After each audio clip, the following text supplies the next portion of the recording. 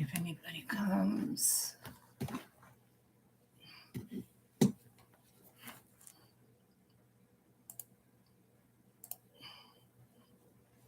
Anybody here? This is a real live. I'm not doing a premiere. This is actually a real live. Hi, Billy Jones. Whisper to me. I didn't know if anybody would come. Christy Love, hi. Quiet out there tonight, huh, Christy? I don't know if that's a good thing or a bad thing. Just going to read some stories. I took some of my, yes, we're live, Whisper. Can you believe that?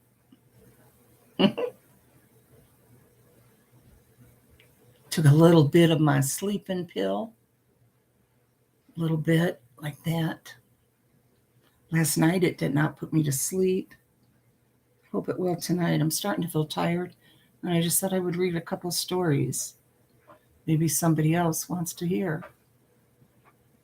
Okay? Can you guys hear me all right?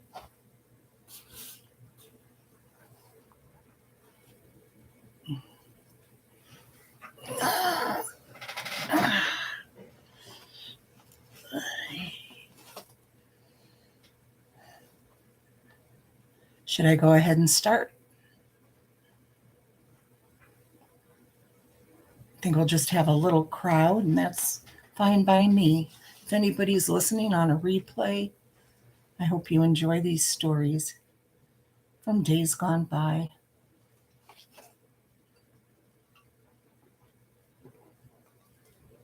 Good Billy Jones, that's what I'm trying to be. Okay. We are going to read from the Good Old Days magazine. This is from last year in the spring, May and June of last year. Here's the front page.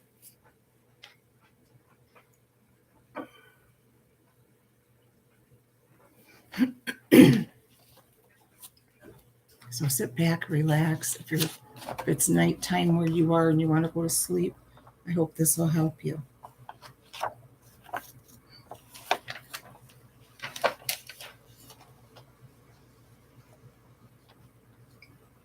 Let's see what the editor says.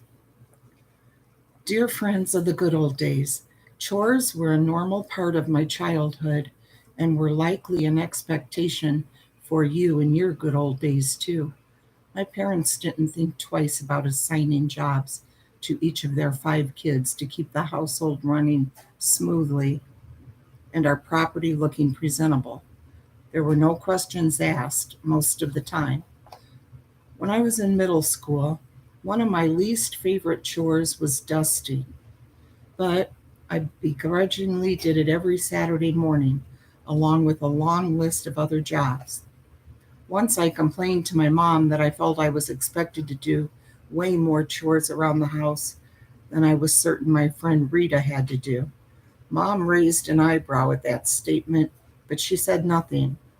The next weekend, I was invited to stay at Rita's farm, where they raised beans, corn, wheat, and turkeys. Every couple of hours throughout the day, we donned heavy overalls, grabbed wired baskets, and hopped into a truck to be transported to one turkey coop or another to gather eggs from the feisty fowl. When we returned with our baskets full, we took scouring pads to the eggs and then crated them in the cooler. It didn't matter that I was a guest. They needed all hands on deck with this operation. After 2 days of this routine, I was more than ready to return to my house in town and pick up a lightweight dust rag with no further complaint. In this issue of Good Old Days, we take note of those lessons on pitching in, minding our manners, and taking responsibilities that were handed down from our parents and grandparents. And we celebrate the momentous occasions when a new refrigerator or stove was wheeled into our homes. What a big deal that was back then. We round out the issue with stories of funny first adventures that we can all relate to. I know you'll enjoy our selection of stories, and I'm sure it won't be a chore to read them. Till next time. Here's letters from the mailbox. Hi, Cat's got my.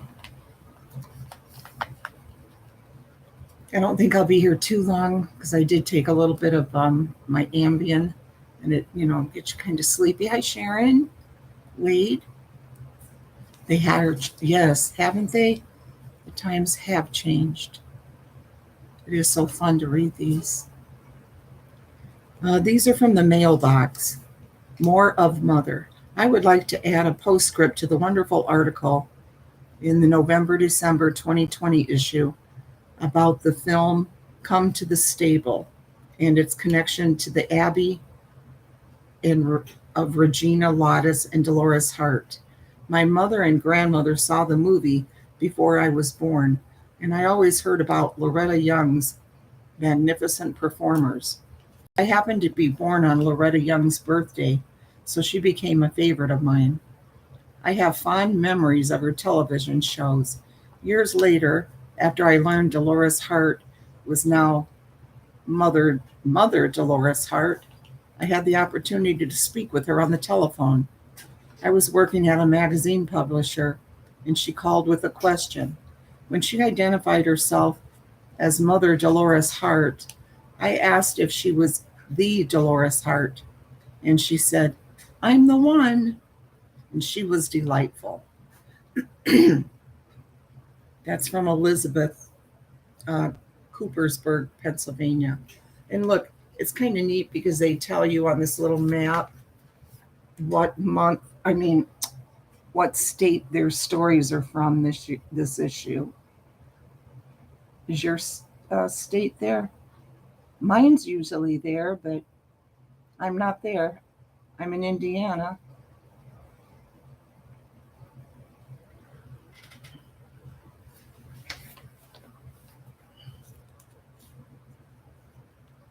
Old ironing board. I liked the article about ironing in the March and April 2020 issue. I had an old wooden ironing board. Once my family was visiting my sister. The night before trash day, when everyone puts out their unwanted items along with their trash, is a good time to take a ride. We saw a like new white ironing board, so in the car it went. Unfortunately, it did not fit in the same spot where I kept my old one. It also made black marks on the floor. Bless you. So mom got a new one, and I got my wooden one back. Later, my niece wanted a wooden ironing board for decoration. I gave mine to her, and I got a new white one. I never did like it. Then came my lucky day at a rummage sale. For 50 cents, I got my very own wooden ironing board. I still have it. From Betty Elliott of Wisconsin. And Wakefield Memories. Hi, Nurse of All Trades.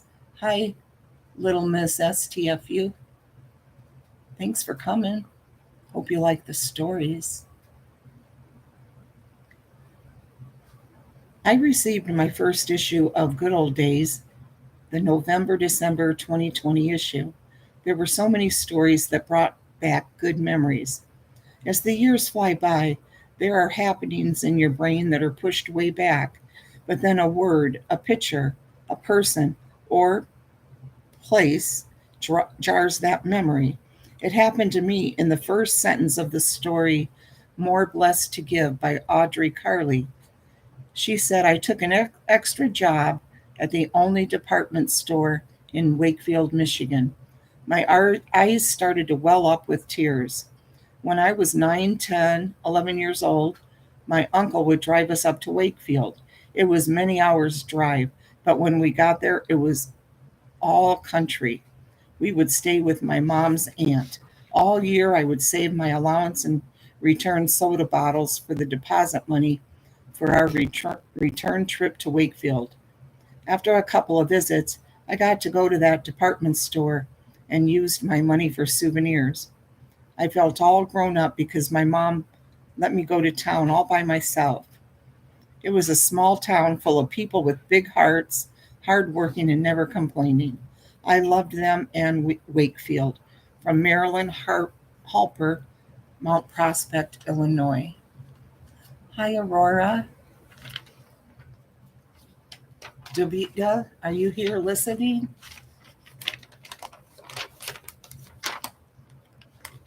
I hope you're here listening.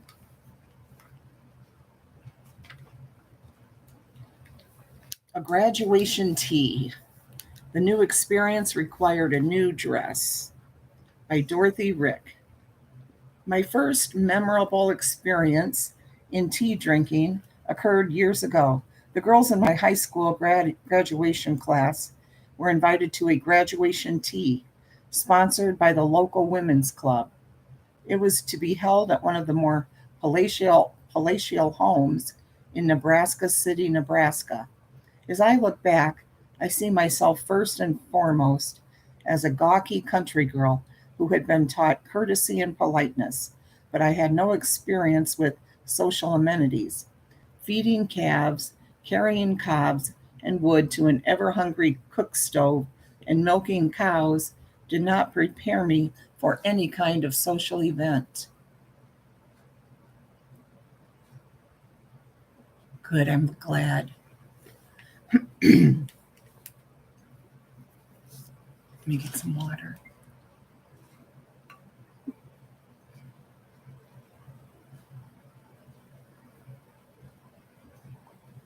Davita, I hope you're here. Whispered me. I hope. I hate when she's not around.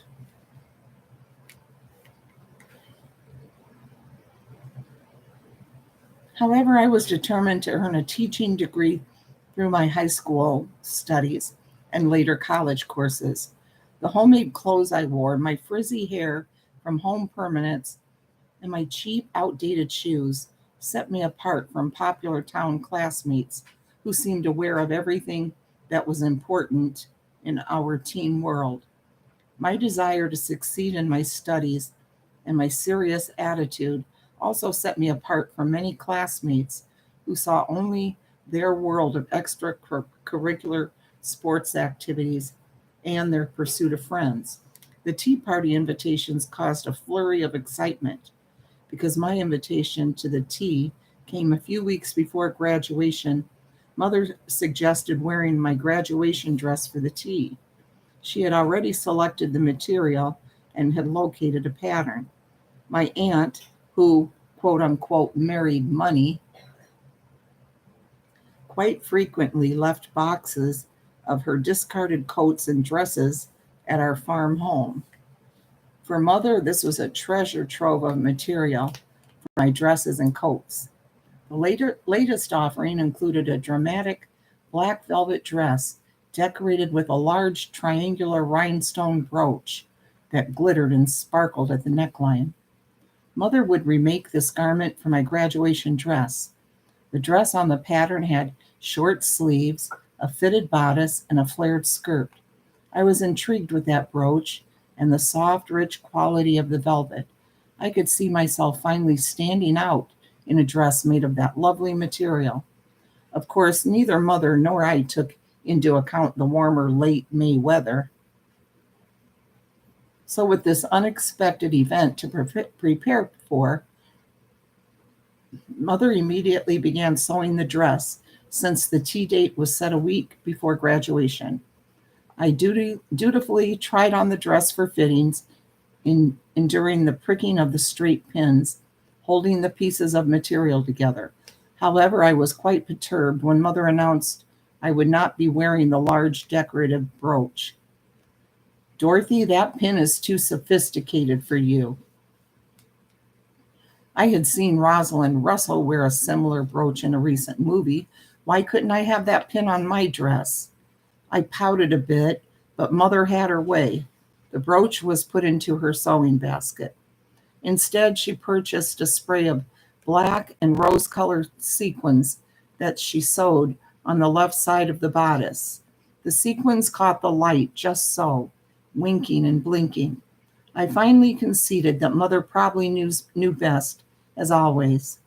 The day of the tea, I carried my new dress, stockings, and shoes to school.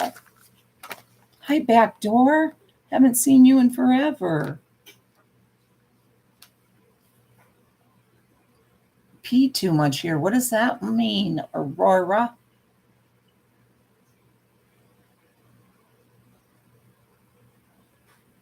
You're peeing too much? Oh, I'm glad you want to listen, backdoor.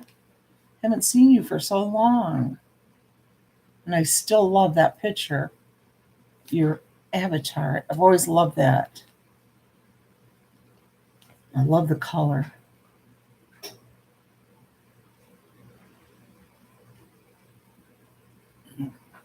Um, I would change into my new outfit. At the end of fifth period, the graduating girls would meet at the front doors of the high school and walk together to the residence where the tea would be held. With clammy hands, I nervously changed my clothing and put on my shoes and stockings. Even though the sequins did their work for glitter, the dress did not seem as stylish as the more expensive store bought dresses worn by the other graduates. In Bless you if that was another sneeze. In fact, it was quite different. Zena, my friend, came over wearing her sister's best dress, a plaid button down the front dress with a wide collar and a leather like belt. As I looked at Zena, I felt a little better, but when I saw the other girls' dresses, I felt somewhat overdressed and depressed. As our group began the 5 block walk across town, our lipstick was in place, hair was arranged just right, and stocking seams were straight.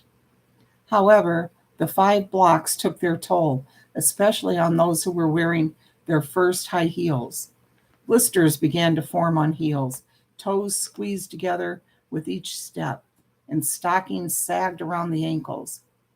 I had felt excited about being invited to such a prestigious event, yet I felt misgivings about my entry into society. Would I conduct myself in the right way? Would I know what to say? Could I imagine not to spill tea or fall down after tripping over my own feet? The velvet, too heavy for this late spring day, caused perspiration to make tracks down my back and form in my armpits. My chief worry was ruining my dress because I also had to wear it for graduation, and I knew the material could not be washed. My sister's dress shoes with low high heels rubbed uncomfortably up and down my heels. My slip seemed to ride upward with each step, and my hair frizzed. I prayed we would soon reach our destination. Zena complained, "This is too far to walk." I agreed. Oh, you're on, but you don't chat much. Okay, that's good to know. All right. Thank you, whisper to me. Yes, the likes. That'd be great.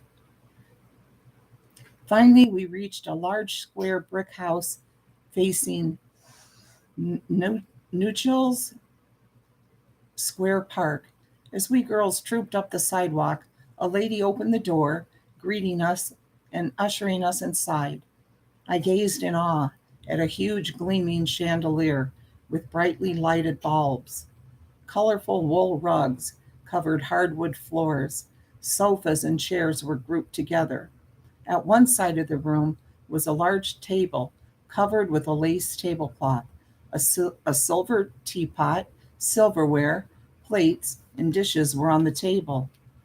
I looked at the scene with dread. Was this the high society I had dreamed of entering? Several girls giggled nervously. Zena stared at me, almost demanding I say something, anything to break the stress. I finally uttered, "Isn't this nice?" Several ladies moved among the graduates, introducing themselves and visiting, making the girls feel more at ease. Several girls, encouraged by one hostess, were nearing the tea table in preparation for being served. How I dreaded that! I was afraid of dropping my teacup, scattering cookie crumbs, falling flat, or otherwise embarrassing myself. It wasn't long before our turn came. Zena and I moved cautiously toward the table. The lady seated at the end of the table smiled at us and poured tea into two small cups. I picked up a napkin and a spoon. Then I took the tea. I held the saucer with both shaking hands. When I came to the cookies, as hungry as I was, I declined the sweets and concentrated on keeping my tea in the cup. Here's the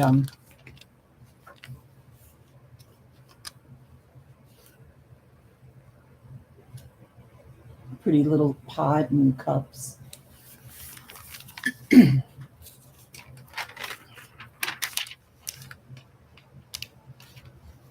Zena and I carefully walked to our chairs. We sat down and sipped the rich, dark brew. How good it was! Now I knew why my mother often sat at the kitchen table drinking tea from her blue and white cup. Finally, after we finished our tea, the other girls rose to leave, and Zena and I followed suit. I looked around at the rich furnishings and thought that these people must be very rich and very happy. Who could live in such lovely rooms and not be happy? After living through the Great Depression, I believed riches solved all problems.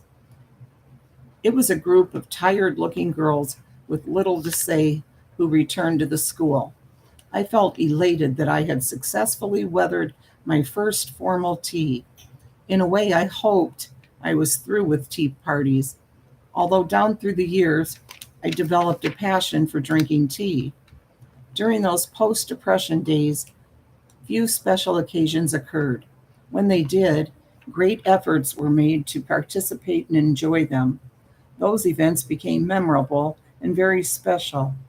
The kindness of those women in introducing young ladies to a lovely event was deeply appreciated. Later, in adulthood, because of my past experience and with more confidence, I was able to participate and actually enjoy tea parties. Now, drinking tea comforts me by allowing time for contemplation, and it represents an aid to good health. That long ago tea party introduced me to a very special beverage that has played an important role in my life.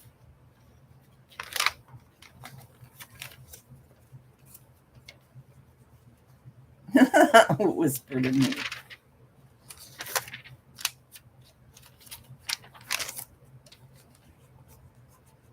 I've showed you guys the little tiny tea set my mom had, right? Hi, Mary. Oh, good, Mary. Good, good. The tiny, teeny, tiny little tea set. Yeah, real small. A Tale of Two Bottoms. The warning was not heeded, so the consequence was administered by Louis A. Kocher.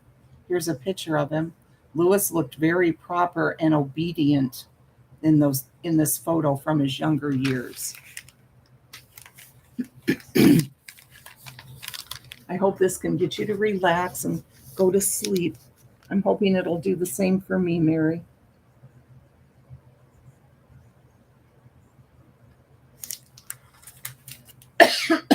Excuse me. Let me get my inhaler real fast. I can breathe, but I just, you know how you get that stuff in your lungs.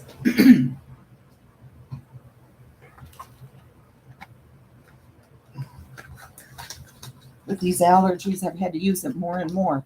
I'm just right here. I'm going to take two puffs.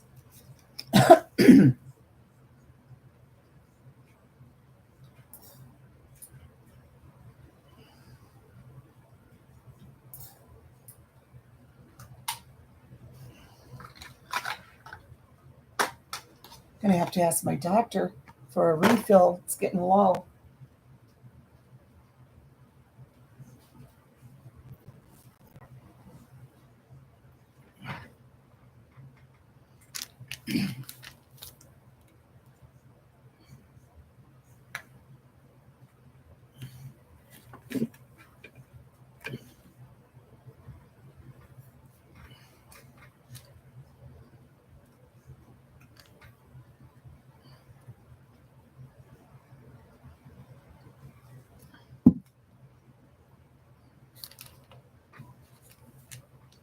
It was the mid 1960s, my ball of yarn I'm resting on, and still a time of manners and respect.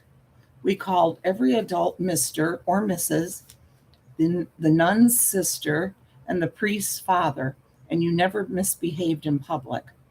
Well, actually, I should amend that to say that if you did misbehave in public, you got it right then and there, and it was never pleasant. Hi, sour milk and cookies. I was thinking about you. I haven't seen you around for a few days. It's always nice to see you. I'm glad you're here. Hope you enjoy. Mom had taught us to never crawl up on things at the grocery store. Well, yeah, I would hope so. Be it racks, counters, what have you. This went against our nature, of course, because being little kids, we couldn't see a darn thing from our level. I remember reading a Peanuts comic once that perfectly described our dilemma. Lucy was taken shopping at a toy store, and all she could see and comment on were the front planks of the shelves where the toys were. Yep, exactly. Whether mother wanted to or not, she usually took us grocery shopping with her. I still remember the day that she took us with her to the local IGA in Erie, Pennsylvania. That's where Carolyn and her family and me and Caroline Connor all met in Erie. I was 8 years old and dressed in my favorite casual wear, jeans and a red striped t shirt. Our first stop in the store was the produce section, where mom gave us a stern warning to not follow dad's example of sampling the grapes and smaller fruits. We didn't quite understand because he did that every time he went to the store, and we thought that's what you were supposed to do. But if mom warned, you obeyed. Then came the cereal section and the usual fight. My sister Becky loved honeycombs. My brother Stevie wanted alphabets. I always had an internal struggle between kicks, corn pops, and tricks. But then again, there was puffed rice, which mom allowed me to put sugar on, and in true kid fashion, I did not limit the sugar to one scoop. Decisions. I loved every one of those cereals. I think I kind of still do. Hi, Kevin, our auctioneer. You'll be auctioning again tomorrow, Kevin. Hope the stories will put you to sleep, get you some rest. My eyes are getting heavy.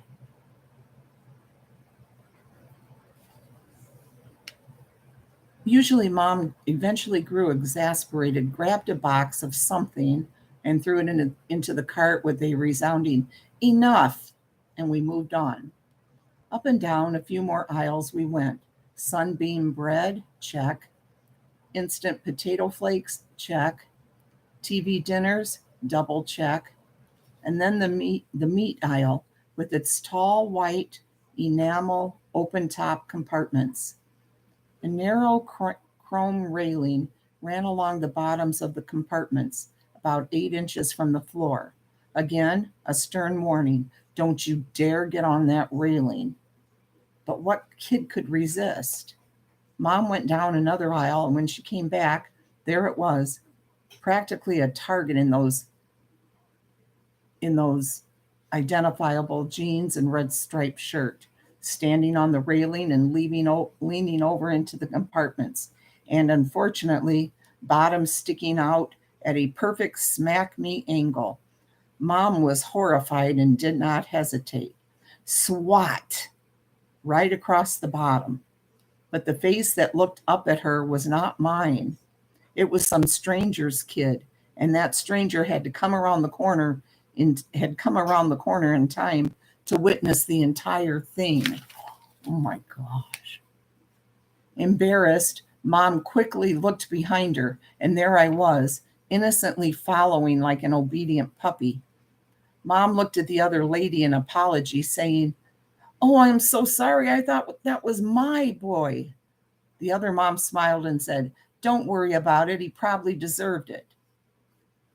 Moms had each other's backs. Red faced, Mom hurried to the checkout as I kept chiming in. "I was being good, wasn't I, Mom? Huh? Huh?" Mom loaded up the car and drove home in silence. In the back seat, I was quietly glad that it had been some other kid's bottom and not mine. Today, boy, they would probably the person would throw a fit, right? You loved Apple Jacks? Good too. There's not any cereal I didn't like, I don't think. You had a little nap. So don't know when I will go back to sleep. A lot on my mind. Right, Kevin? Yeah. Thank you, Kevin.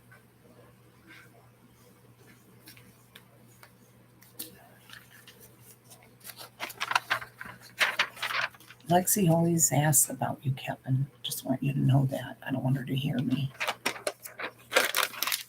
She's always asking, has he said anything else about his partner? Wonder how his partner's doing. Wonder if he still goes to therapy. She's so considerate, for such a young person, a young girl. But I just want you to know she's always asking about you and your partner. She's always worried. Not worried, but concerned. Defrosting the fridge. She was only trying to speed up the process by April night. Our family had lived with an ice box for years. It was a wooden cabinet lined with metal, and once a week the iceman would bring a 25-cent, 25-pound block of ice and place it in the cabinet. Over the next week, the ice would melt and drip into a pan under the cabinet. The pan needed to be emptied every day. In the spring of 1952, my mother nagged my father into buying a modern refrigerator. She won the battle with the bribe that he could have cold beer instead of the lukewarm beer from the old ice box. She is, isn't she? Whispered to me. Partner is doing well with what he went through. Took 9 months to get through all of his medical. Wow, okay. I'll have to remember to tell her.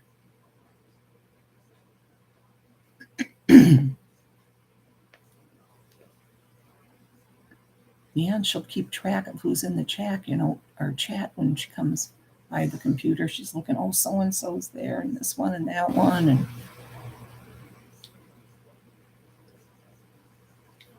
Father spent $329 on a new Frigidaire cold spot refrigerator. He would be making monthly payments to Monkey Wards for the next 2 years. Mother was so excited to have a new refrigerator that she called all her friends and relatives, announcing the arrival of the Frigidaire like it was a new baby.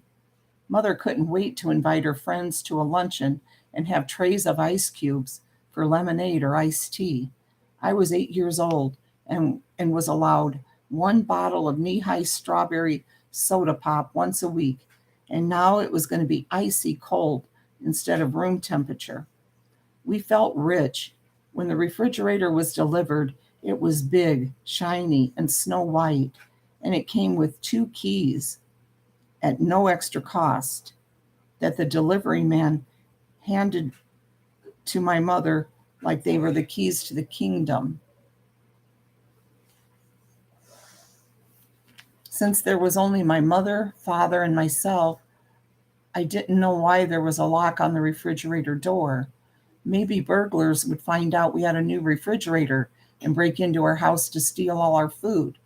Maybe fat Uncle Elmer would come to visit and steal hamburger right out of the freezer.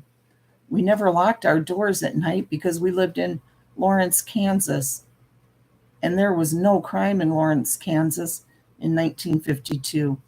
Mother put the keys in a bowl on top of the refrigerator and they were never used. I didn't know they had keys for that.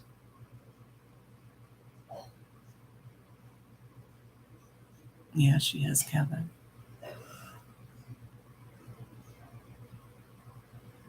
Yeah, a lot of young kids wouldn't think of that. She's always been that way.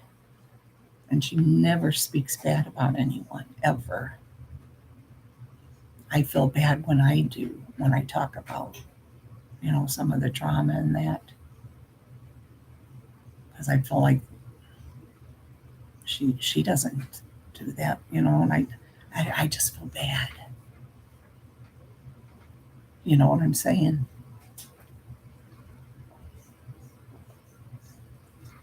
I need to be more like her. Lawrence, Kansas, that's where, in Cold Blood, isn't it? Isn't that where that happened?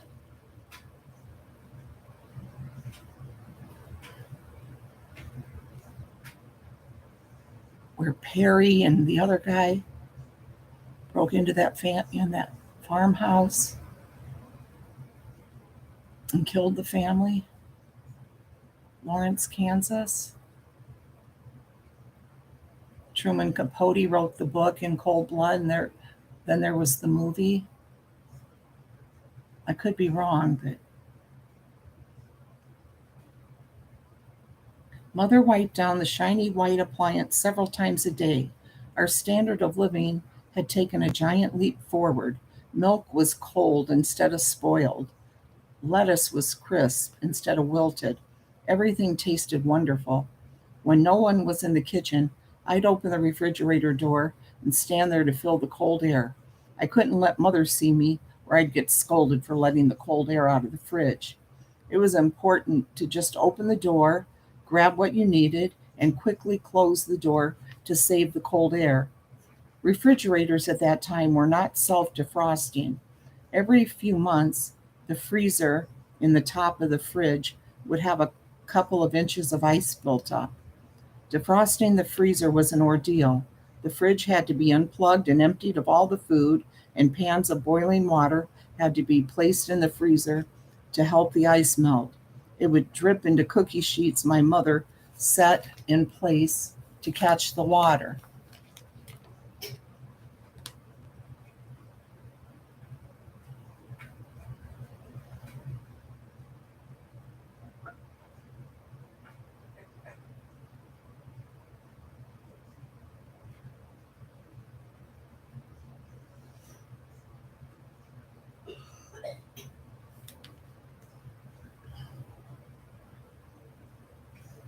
And she would empty them into the sink, often spilling water on the floor. Dave watched the whole thing, Kevin. He said, I'll like it. I haven't watched it yet, but he watched it while, I was here with Carolyn, you guys, on the live. He said he that I would like it. Did you like it, Kevin?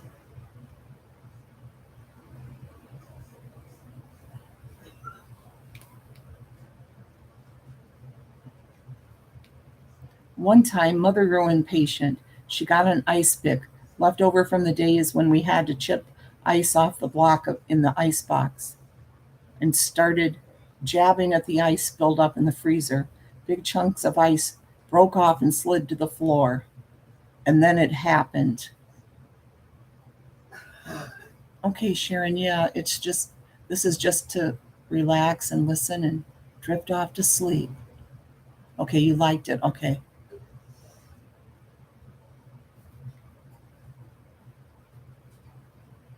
Mother jabbed the ice pick into the wall of the freezer and punctured a metal tube. Ugh. The smell of ammonia filled the kitchen. It was a coolant named CFC, chlorofluorocarbon, and Mother was screaming to get out of the house before the poison gas killed us all. We ran out into the front yard and waited until Dad thought it was safe. We entered the kitchen and gathered around the Frigidaire, which was as dead could be. Mother was shaking and crying. Father went outside and sat down on the porch steps and cried. I'd never seen my father cry. My father had been in the war. He'd been wounded 3 times in Germany, and he had a Purple Heart and other medals. And now he was sitting on the porch steps crying because Mother had killed the refrigerator. The ice pick was still sticking in the side of the freezer.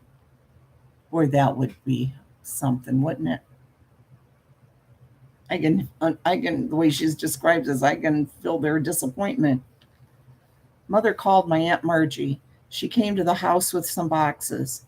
Mother sent most of the food home with Margie to keep in her refrigerator so it wouldn't spoil. Mother hid in the bedroom the rest of the day. Dad got into his Nash and drove away. I wondered if he'd ever come back. I decided I'd better drink my strawberry knee-high while it was still cold. I took Dad's place on the porch steps. Dad went to Monkey Ward's and charged another Frigidaire cold spot. It was delivered the next day. Dad had now spent over $600 on refrigerators. That was a fortune to our family. Unfortunately, my mother hadn't learned her lesson. 3 years later, she was defrosting the refrigerator and once again jabbed the ice pick into the wall of the freezer, and it was all repeated. Mother hid in her bedroom. Dad sat on the front steps, but this time he didn't cry. He just looked broken. I took my once-a-week bottle of soda pop out of the fridge and drank it. I'd switched from knee-high strawberry to Royal Crown Cola, which I considered a more grown-up drink. The third refrigerator was a self-defrosting model. Thank goodness for that.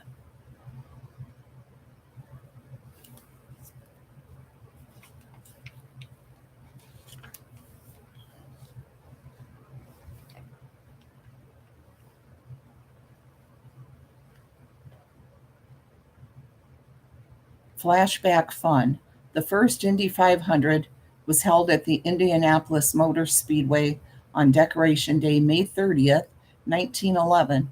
The tradition of singing Back Home Again in Indiana before the race originated in 1946.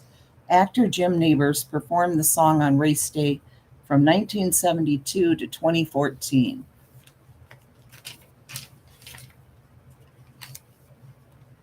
I'd want to kill this wife in this story with the refrigerator. At least she got a frost-free one the next time. Wired Up. First on the shopping list was a new radio by James D. Nichols.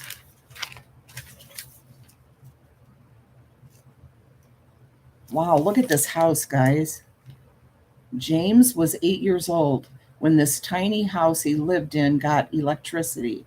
After they moved out, the house was used as a tool shed until it collapsed in the blizzard of 1993.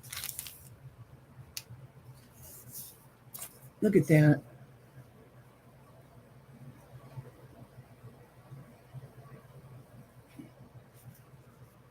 Sour milk and cookies. That is horrible. Night terrors, like sleepwalking, narcolepsy, cataplexy. Real mess. Wow. Yeah.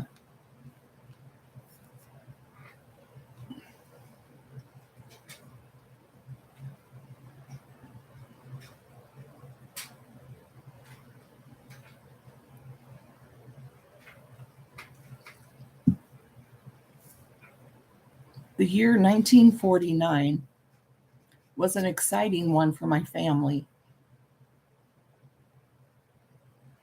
because it was the year electricity was connected to our little 2-room house on a dairy farm in Chautauqua Valley, Tennessee.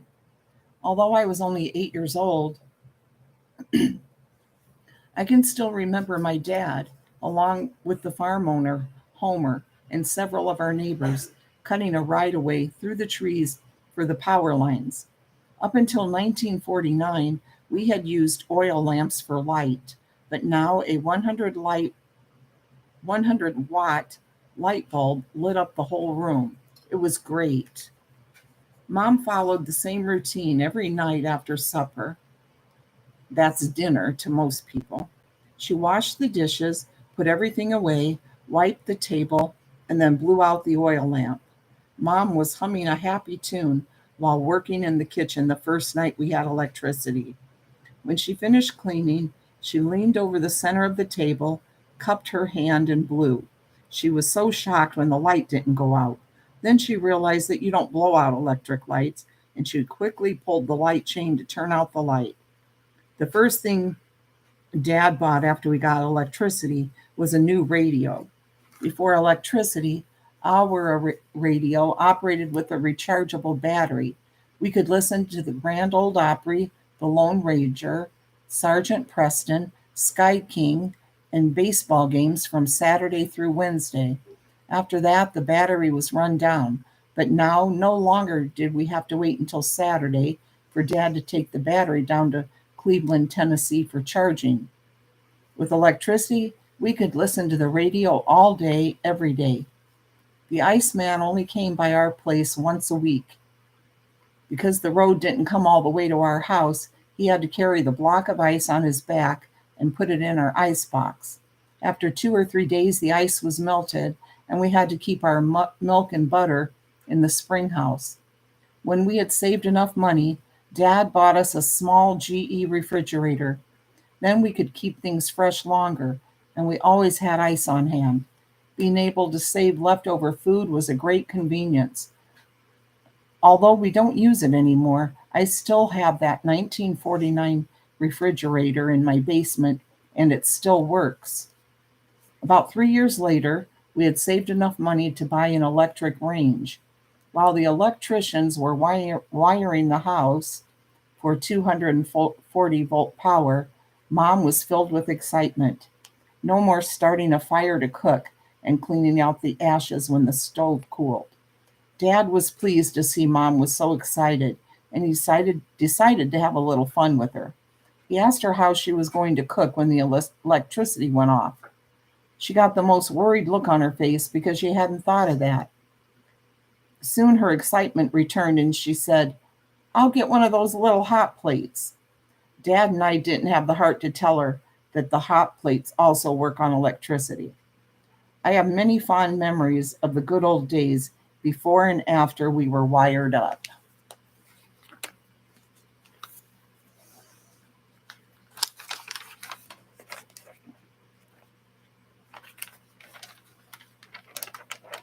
First Flight. How did she guess he was new at this? By Art Brown.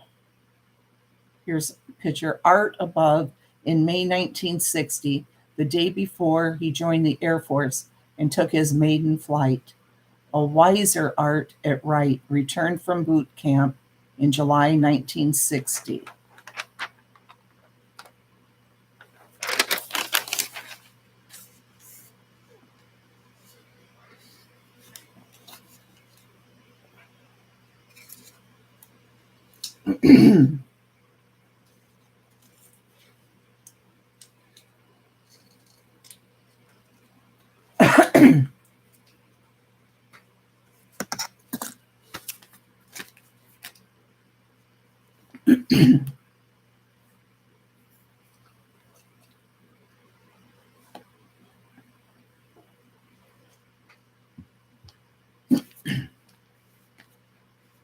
Boy, you're greener than a gourd, my grandpa used to tell me when I was a tyke.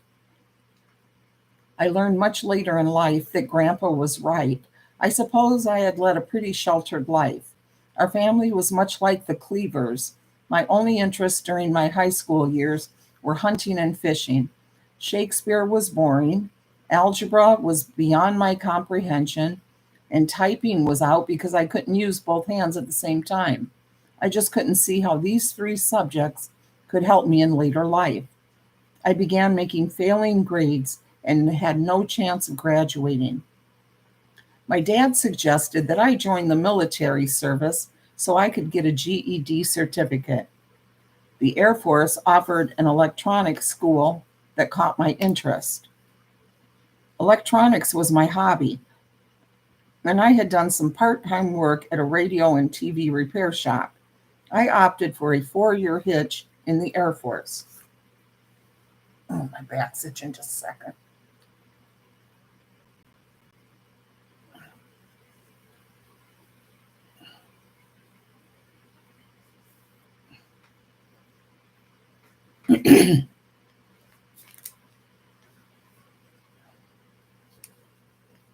My boot camp was at Lackland Air Force Base outside of San Antonio, Texas.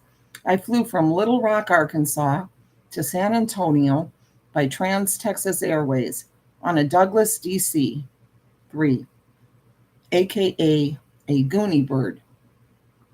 Since this aircraft usually flew under 10,000 feet, it had no need for a pressurized cabin.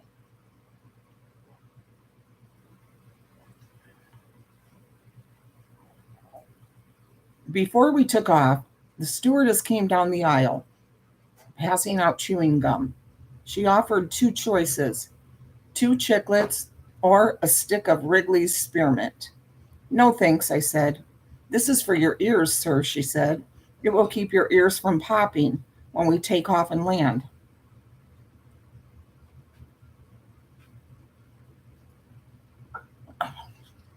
Sorry.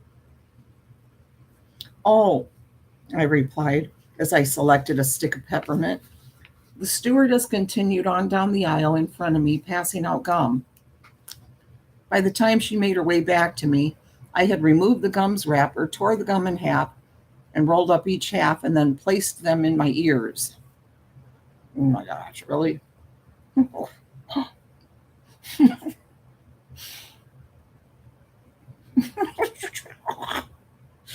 Poor guy. That's embarrassing. When the waitress spotted the gum in my ears, she stopped dead in her tracks. Sir, why do you have gum in your ears? She asked. You told me that it would keep my ears from popping, I said. Sir, that's not what I meant, she said with a chuckle. It's the chewing motion that equalizes the pressure in your ears. Oh, I said as I removed the two pieces of gum from my ears and popped them into my mouth. I was going to give you a fresh stick of gum, said the stewardess. I bet this is your very first flight. How did you know that? I asked. It was just a lucky guess, she said, as she walked away with a big smile on her face. Inventing Anna? Yeah, I saw that popped up in the recommendations. Okay, yeah, I was planning on. I thought it looked like it would be good. Oh, sour milk and cookies. I'm so sorry. Oh, that's terrible. Well, no wonder you have that.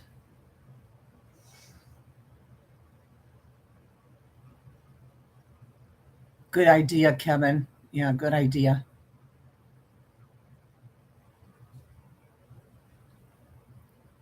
Yeah, because Kevin's right. That would be.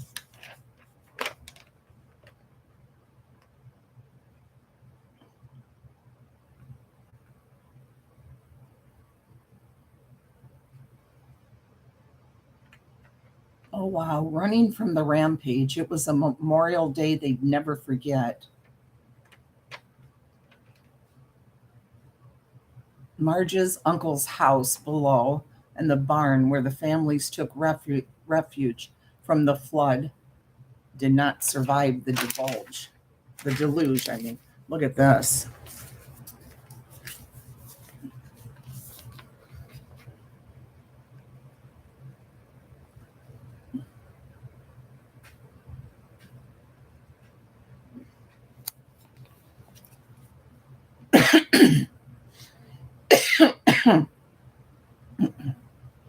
Hurry, grab the kids and let's go. Dad called as mom held the twins, Joyce and Joan, and rushed out the door. The mud-filled water gushed into the house. With his strong hands, Dad clutched Bob's and Dwayne's upstretched tiny hands and waded through the rising flood water. The change to the usually gentle river nearby came with little warning. The summer of 1935 in Nebraska was dry and dirty. A dusty wind blew across the land, and weathered crops stuck in barbed wire fences. Grasshoppers descended and ate everything in sight. A 5-year drought continued its stranglehold on western Nebraska. Then the rain came, all in one night. Family histories are full of tales of the 35 flood. This story is how my older brother, Dwayne, remembers the 1935 Republican River flood. Dwayne was a 4-year-old boy living on a farm with our family alongside the Republican River. The Bottomland farm was south of Cambridge, Nebraska.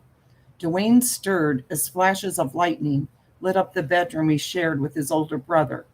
The smell of rain was in the air. Dwayne heard the loud and continual roar of thunder, and the rain pounded on the roof of the house.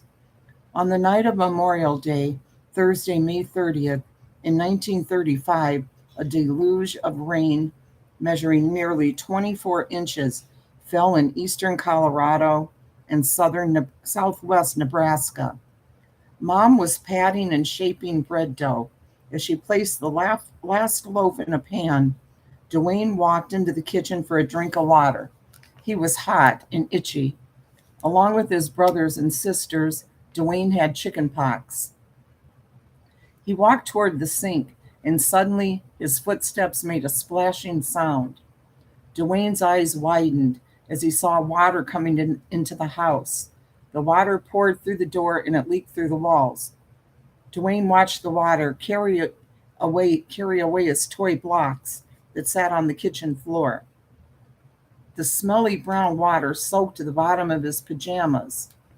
Mom, Dad, Bob, age 9, Dwayne, age 4, and Joyce and Joan, 3-year-old twins, rushed from the flooding house. Dwayne swung his leg as Dad set him and Bob atop Rex, the workhorse. Taking the twins from Mom's arms, Dad set the girls up on Rex too. Fear hit the family like ice as they proceeded through the floodwater. Hanging on to Rex's harness, Dwayne sat upright as the horse slouched through the churning water. He stared as his sister's small white shoe fell off her foot and landed in the surge. The roar of the water rolling in added to the frightening ride. Dwayne's breath quickened as he spotted Uncle Denny in the distance with a team of horses hitched to a hay rack.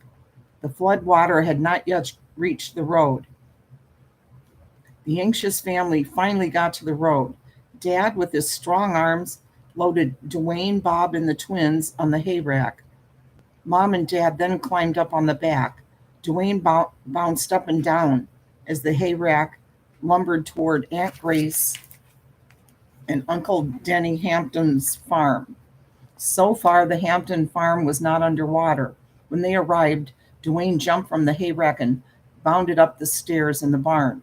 With a minimum of provisions, the Smith family and the Hamptons took shelter in the haymow to escape the flood. Enduring his itchy skin, Dwayne played games with his brother and sisters. As he peered out the large haymow door, Dwayne felt goosebumps on his arms as the water rolled toward the barn. The sun went down, and Dwayne lay in the prickly hay trying to sleep. He clutched his brother Bob as he listened to the drafty old barn creak and groan. Dwayne shifted as he heard the lean-to on the side of the barn crack and give way.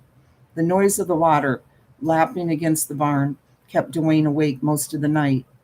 After spending the night in the haymow, Dwayne gazed out the open haymow window as the men moved a stove onto the hay rack. Tilting his head to look around, Bob saw his aunt cooking eggs. Scrambled eggs had never tasted so good. Dwayne watched as his uncle tied a rope around Dad's waist. Dad waded through the floodwater and into the farmhouse, to retrieve any available food. Dad found cans of food, including lima beans and sardines. Dwayne didn't like sardines, but he ate them because he was hungry. After a long day and night in the haymow of the barn, the flood water was still churning. Dwayne noticed a bedraggled, bedraggled woman in the haymow the next morning. Dwayne heard the adults talking. The lady had spent the night stranded in a tree and had trudged through the floodwater to the barn. The adults whispered about how much longer the haymow would be safe. Will I be swimming in floodwater? Can Dad save us? What now? Thoughts jumbled through Dwayne's head. Late in the afternoon, Dwayne fell into a dazed sleep on a pile of straw. He woke with a start as he heard people shouting. Dwayne opened his eyes and saw everyone standing at the haymow door and waving their arms. He squeezed through the group and stared out at the murky water. In the distance, he spotted a boat bobbing up and down in the floodwater. The muddy waters slapped against the sides of the rowboat as it came closer to the barn. After seeing the questioning look on Dwayne's face, Mom explained that the boat would take them to a farmhouse on higher ground. Dwayne raised his hand and waved, happy to be rescued again. Dwayne sat, gripping the side of the boat as the boat swayed. He saw fear flash in the eyes of his brother and sisters as they stepped into the rocking boat. Mom's gentle hand on his shoulder helped ease the anxiety. Dwayne looked back and surveyed all the activities. Stunned, Dwayne gasped as the sight of Aunt Grace and Uncle Denny's house sank.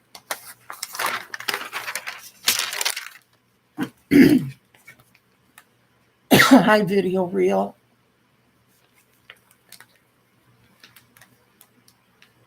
And with a quick motion, the roof split. Would the barn be next? The haymow group made it to higher ground before the barn surrendered to the raging water. The side of the barn collapsed, and the haymow tilted forward. After the flood receded, Dwayne and the family returned to their house. Dwayne heard Mom say that the flood level was 1 inch below the frying pan, which was still sitting on the stove. Dwayne eyed the bread that Mom had been making when the family ran from the home. The bread-filled pans floated on the remaining floodwater and looked like they were ready to pop in the oven. Right after the 35 flood, Dad and Mom bought a farmland plot up the hill from the unpredictable Republican River. The family moved into an abandoned house on the property and made plans to move their flooded home to this location.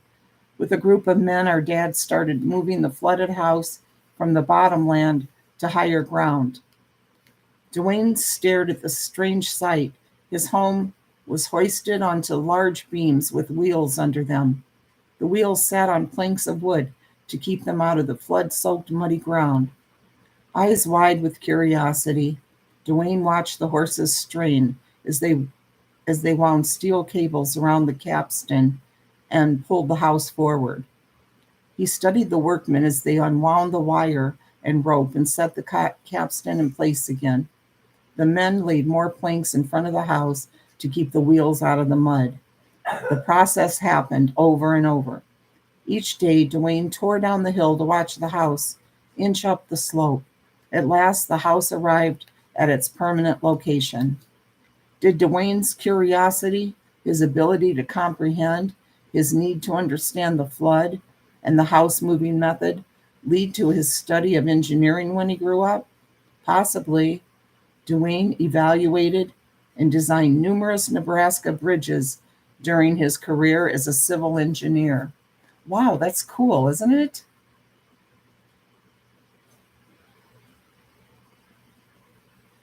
That is really, really nice.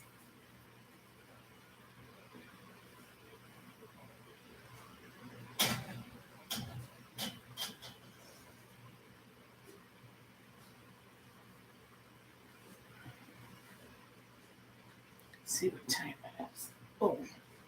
Oh, right here. 4:37. Find one more short one probably. My eyes are getting ready to close now.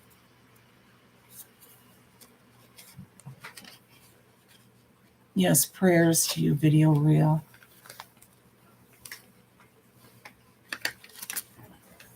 Hi, Jen B. Yeah, that little piece of Ambien is kicking in. Finally, because it didn't work last night.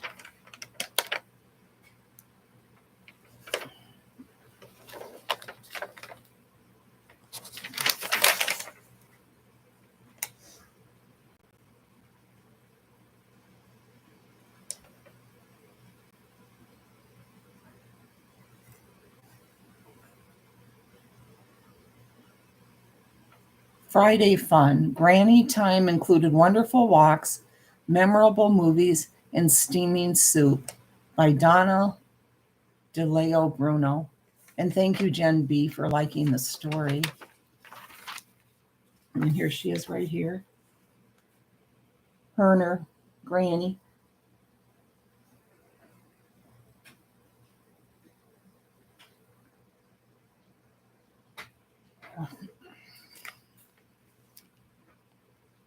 Oh, wait, Donna's granny with Donna's mom, Martha.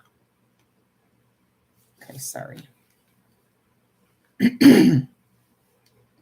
Most people, including youngsters, look forward to weekends as a respite from work or school, a time to relax, to sleep a bit later in the mornings, or to share with family and friends. When I was growing up in Bristol, Rhode Island, Friday nights spent with my grandmother were my favorite. And that's what my weekends too. My favorite were going to my granny's. I loved it. I looked forward to it all the time, even when I was a teenager. Friday night was also date night for my working parents. While they were dining or dancing, Granny and I went to the movies. At the end of the school day, I would walk along stately High Street to her house, a 3-story Federalist, where she would be awaiting my arrival with a delicious homemade snack.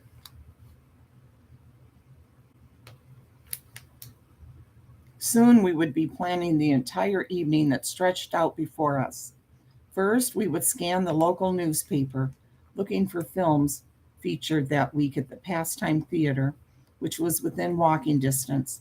In fact, everything one needed, the church, the pharmacy, the doctor's office, the grocery market, schools, the cinema, were all accessible by foot.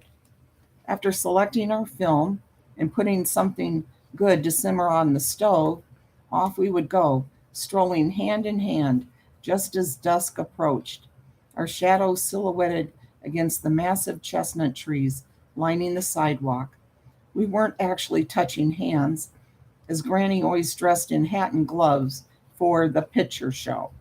Invariably, the hat propped on her head had a small nosegay secured to a filmy veil netting. With her hat with her hat and pearl earrings, she looked very smart indeed. Together we'd hum Shine on Harvest Moon or On a Bicycle Built for Two. Once we were ensconced within the cinema, the outside world ceased to exist. Sitting mesmerized in the dark, we followed the adventures of Ingrid Bergman and Humphrey Bogart, Jimmy Stewart and Katharine Hepburn, or Judy Garland with the Tin Man and Cowardly Lion skipping down the yellow brick road. How we enjoyed those films. On the way home, we would chat about what we had just seen. Arriving home and leaving the New England chill behind us outside, we would be enveloped in the flavorful warmth of her heavenly Italian wedding soup. As I sat down at the sturdy oak kitchen table, Granny proceeded to ladle out a bowl of steaming soup for each of us, garnishing it with imported Parmesan cheese and augmented by crusty Italian bread. The garlic and parsley and chicken flavors wafted around in my head as I bent to savor this hearty treat. Then it was bedtime. I still recall the most satisfied feeling of being tucked in and nodding off to sleep with the most romantic fantasies swimming in my head. Me replacing Ginger Rogers as Fred Astaire's dance partner, of gracefully diving from high boards like Esther Williams, and best of all, being carried up the majestic southern colonial staircase at Tara in the arms of Clark Gable. Friday nights with Granny were the best.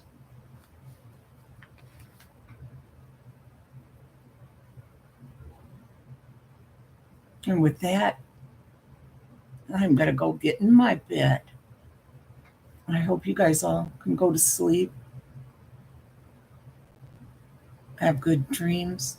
Or if you're up for the day somewhere else, that you have a great day. And it's 16 degrees here too, um, to somebody that just said that. I'm getting loopy now. Let's see. I'm going to tell you exactly what it is.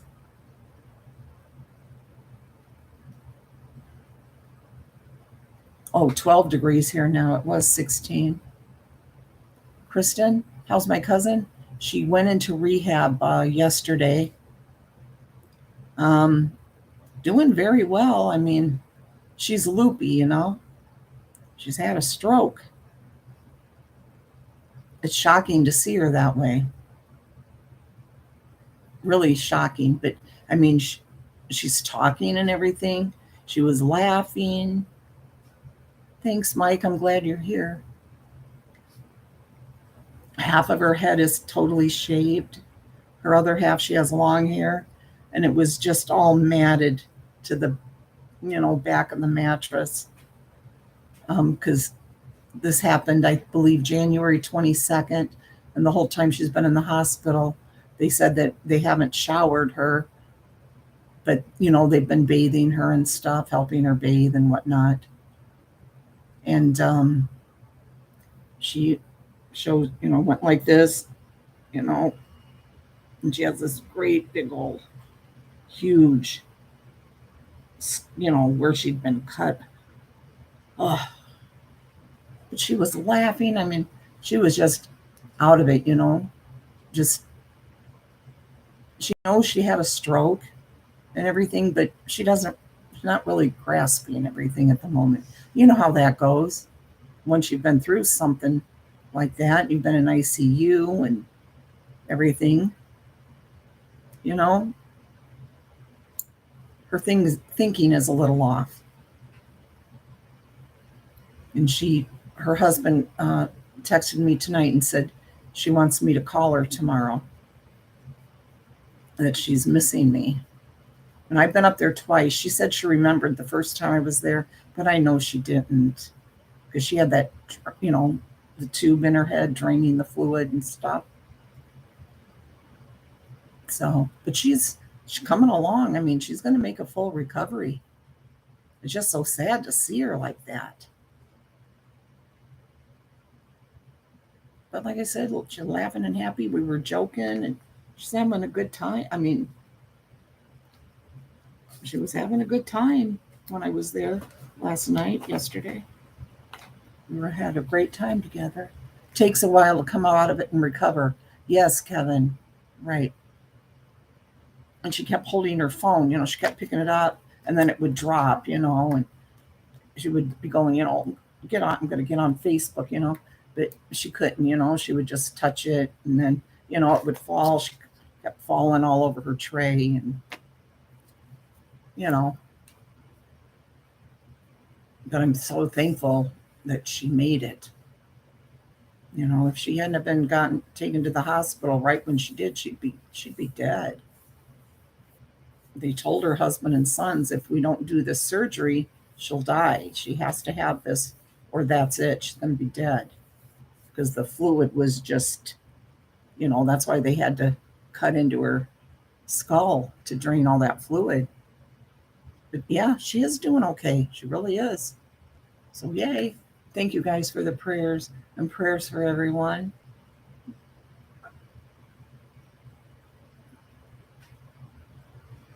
Love you guys. Thanks for coming and listening. You too, Mary. Thank you guys. Good night. I can. That's okay, Moo. You needed sleep. And I'm going to go get my sleep now.